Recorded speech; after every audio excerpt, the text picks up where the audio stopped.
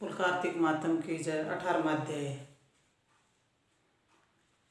देवर्षि नारद जी ने कहा, रुद्र रूप महाप्रभु शंकर अपने वीर गणों के साथ नंदी पर चढ़ हंसते हुए युद्ध भूमि में आए। तब उनको आए देखकर उनके पराजित गण फिर लौट आए और सिंहनाद करते हुए आयुध से दैत्य पर प्रहार करने लगे। भीषण रूपधारी रुद्र को देख दैत्य भागने लगे। तब युद्ध में अपने दैत्य को प्राहांस मुख होते हुए देखकर जलंधर हजारों बाण छोड़ता हुआ भगवान शंकर की ओर दौड़ा। उसके सुम निशुम आदि वीर भी क्रोध से अपने होठों को काटते हुए भगवान शंकर की ओर दौड़े। इतने में भगवान शंकर ने जलंधर के सब गण बाण जालों को काट कर अपने गणों को निर्भय करके अपने अन्य बाणों की आंधी से दैत्य को पीड़ित कर दिया। खरगोन नामक दैत्य को अपने फरसे से मार डाला। बालाहक का भी सिर काट दिया। दशमर भी मारा गया। शिवगण चिशिखा ने प्रचंड नामक दैत्य का सिर काट दिया। किसी को शिवजी के बैल ने मारा और कई उनके बाणों द्वारा मारे गए। यह देखकर जलंधर अपने शुभ आदि दैत्यों को दिखाने लगा और भयभीतों को धैर्य देने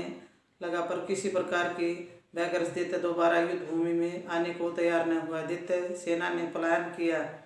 तब महाक्रोध जलंधर शिवजी को अपनी ओर ललकारने लगा। साथ ही उसने 70 बाण मारकर शिवजी को दग्ध कर दिया तथा और भी बहुत से बाणों का प्रहार किया।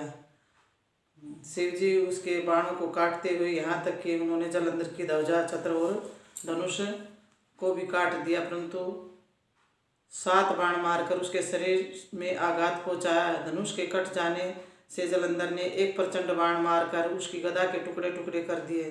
तब उसने समझा कि यह मुझसे अधिक बलवान है। तब उसने गंधर्व माया उत्पन्न कर दी।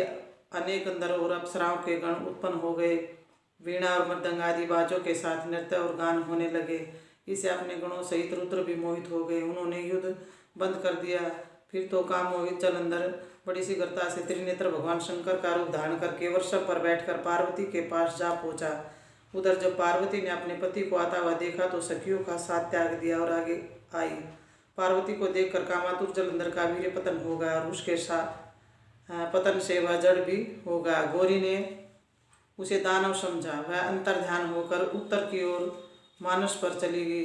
तब वहां पार्वती को ने देखकर जलंधर फिर शिवजी की ओर लौटा। उधर पार्वती जी ने भगवान विष्णु को बुलाकर दैत्य धन का वह करता कहा और यह प्रश्न किया कि आप इसे अवगत हैं। भगवान विष्णु ने हाथ जोड़कर और सिर नवाकर उत्तर दिया, आपकी कृपा से मुझे सब कुछ ज्ञात है। हे माता, जो आज्ञा वो पालन करूं। जगत माता ने विष्णु जी से कहा, उस दैत्य ने जो मार्ग खोला उसका अनुसरण उचित है। मैं तुम्हें आज्ञा देती हूँ कि तुम जाकर उसकी स्त्री का पतिव्रत भ्रष्ट करो, वह दैत्य तभी मरेगा। पार्वती जी की यह आज्ञा पाते ही भगवान विष्णु उसको सिरोधार्य कर छल करने के लिए जलंधर को के नगर की ओर चल दिया।